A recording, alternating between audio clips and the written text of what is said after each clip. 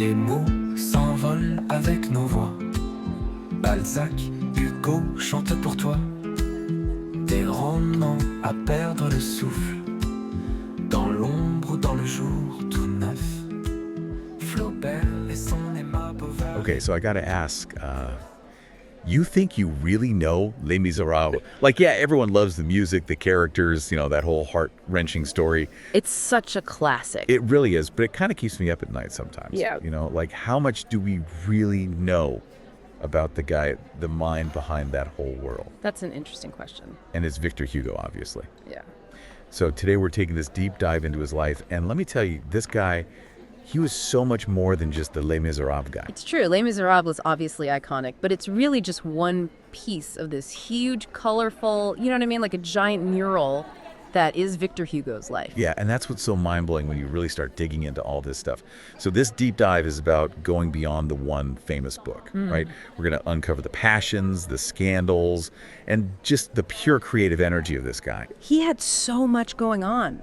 I mean, get this. We're talking plays, poems, political writings. He even did thousands of drawings and photography. This isn't even like one career. It's like he's got multiple creative careers happening all at the same time. And all of that while being completely engaged in like the really intense political landscape of 19th century France. Oh yeah, he wasn't just watching from the sideline. No, not at all. He was a force to be reckoned with, for sure. That is a good way to put it. Yeah. A force to be reckoned with. So to really understand that force, we kind of have to go back to the beginning, right? Yeah. And his childhood was, let me tell you, anything but ordinary. Oh yeah, tell me about it. Okay, so picture this. It's France in 1802, right in the thick of the Napoleonic era.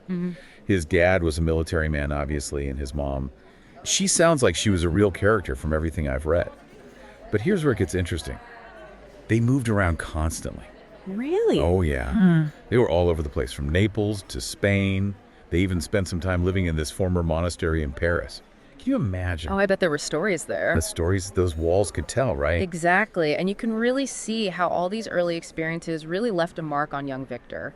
It comes out in his fascination with history, his understanding of social injustice, and this theme of political upheaval that you see popping up again and again in his writing. He was like a sponge, just absorbing everything around him. Cool. And it wasn't just the places, it was the ambition that was already brewing inside this kid. Apparently when he was 14 years old, he wrote in his diary, I want to be Chateaubriand or nothing. That sounds about right. That's pure Hugo right there.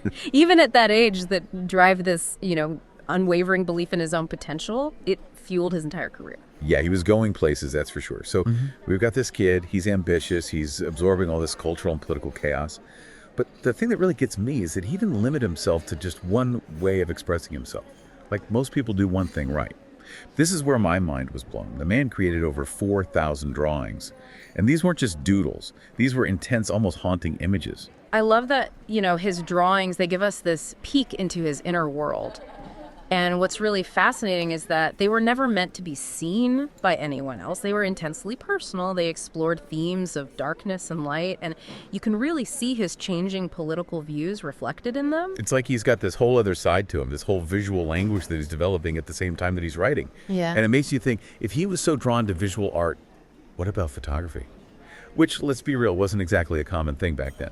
Exactly. And that's what's so interesting. Photography for Hugo was a very deliberate choice.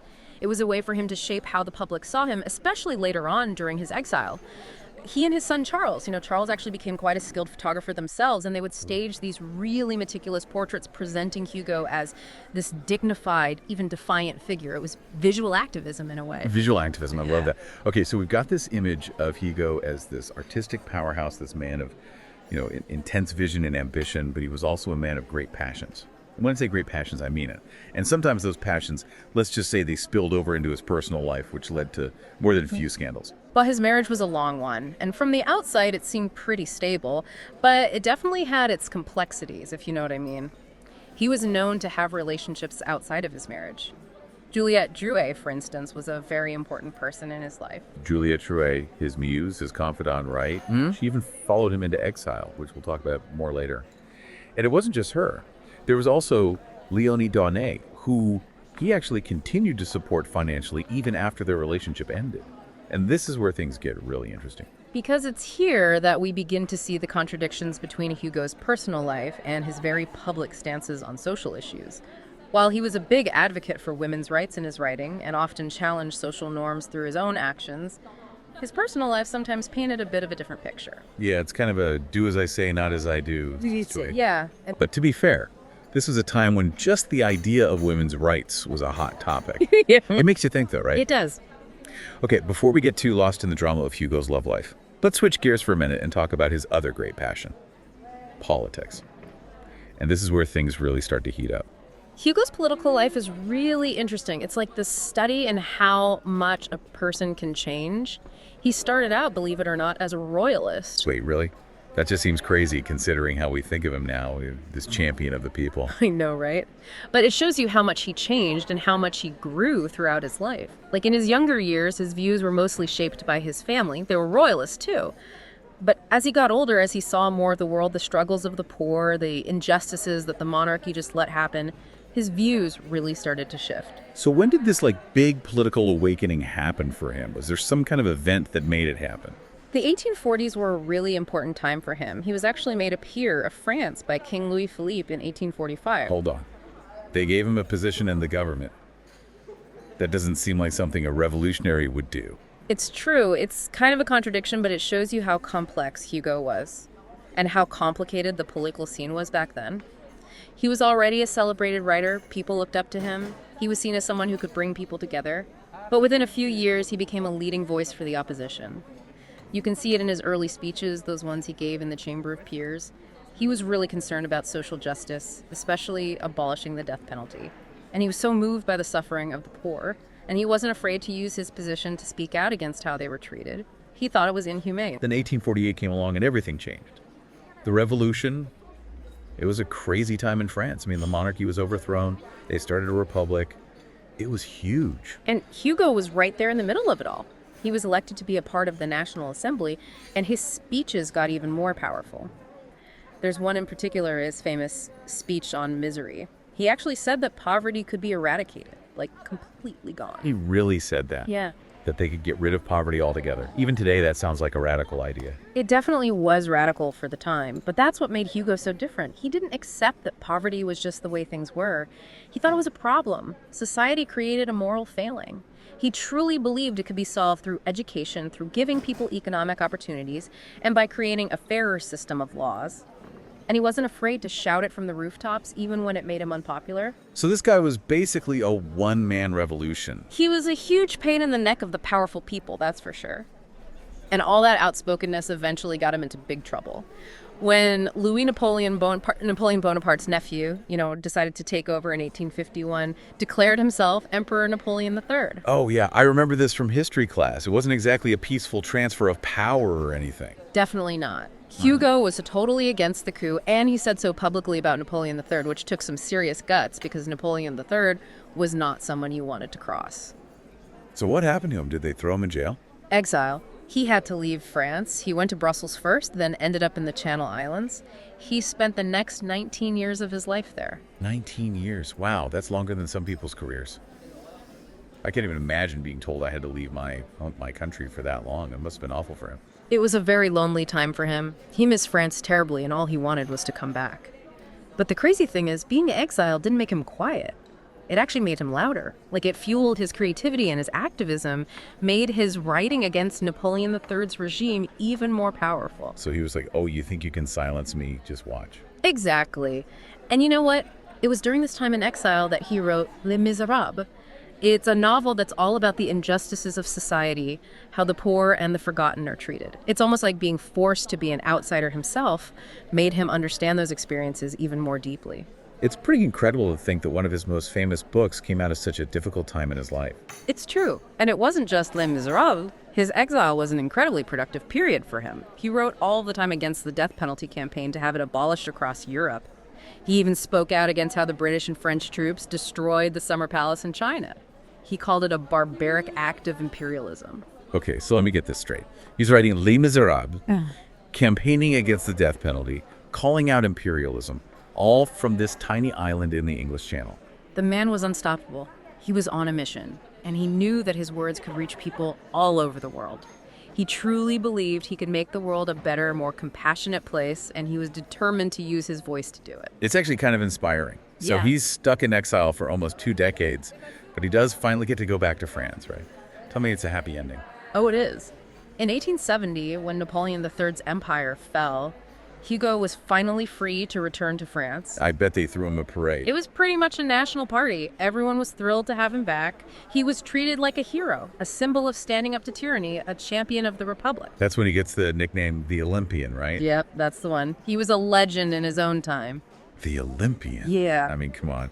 How do you even live up to a nickname like that? Well, Hugo seemed to manage it just fine. His return to France was like this amazing final act. He was elected as a senator, kept writing, and never stopped fighting for social and political change. It's like he went from exile to rock star status overnight. It really was something. His popularity was unbelievable. I mean, when he died in 1885, there were millions of people lining the streets of Paris for his funeral. It was like the whole country went into mourning. Wow. Okay, so we've talked about his childhood, his art, his love life, his political battles, his exile. It's a lot.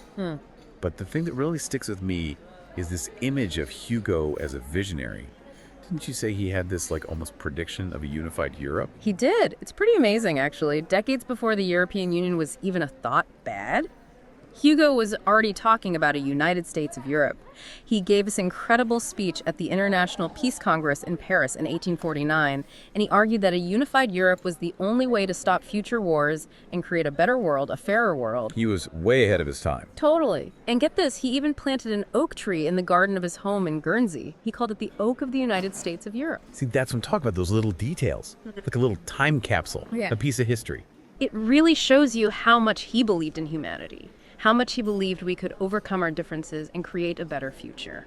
It makes you think, what would he be fighting for if he were alive today? What would Victor Hugo in 2024 be focused on? That's a great question. Knowing how much he cared about social justice, I think he'd be a huge voice for refugees. He'd be fighting climate change, for sure. Yeah. And he'd never stop fighting for economic equality. And knowing Hugo, he wouldn't just be talking about it. He'd be out there leading marches, writing speeches, probably tweeting up a storm. Yeah, probably. Okay, so as we wrap up this deep dive into the life of Victor Hugo, what's the one thing you hope people will remember from his story? I think the biggest takeaway is how much one person can actually do. Hugo showed us that art, words, action, they all have power. We can challenge injustice and we can inspire change. He reminds us that everyone has a voice and we can choose to use it to make things better. Exactly. And maybe, just maybe, we can leave behind a legacy that inspires people for generations to come, just like Victor Hugo did. Couldn't have said it better myself. So if you're ready to go beyond Les Misérables, and I hope you are, I really encourage you to check out some of his other work. His poetry, his drawings, his political writing. It's all a window into the mind of this incredible man. You might be surprised by what you find. You might even be inspired to start a revolution of your own. That's all the time we have for today's deep dive, but we'll be back next time with another fascinating look at the lives of history's biggest names. Les mots s'envolent avec nos voix. Balzac, Hugo chante pour toi. Des romans à perdre le souffle. Dans l'ombre ou dans le jour tout neuf. Flaubert et son Emma Bovary. Proust avec ses souvenirs enfuis. Ils vivent tous dans ces pages. Et leur écho traverse les âges. Les auteurs chantent sans répit. 19e, 20e, ils sont insoumis. Toujours là dans nos pensées. Leurs histoires à jamais gravées. Zola et son monde en couleur. Sang qui peint nos cœurs en fleurs. Ces géants de la littérature nous emportent dans leur aventure.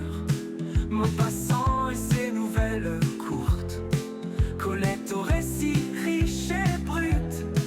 Ils sculptent nos vies de leurs plumes, l'encre vive qui nous consume. Les auteurs chantent sans répit. 19e, 20e, ils sont insoumis. Toujours là dans nos pensées, leurs histoires à jamais gravées.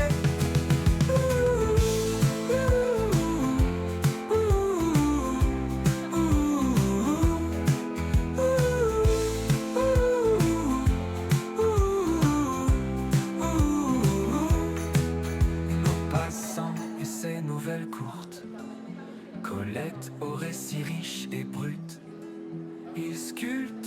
l'image de leurs plumes, l'encre vive qui nous consume.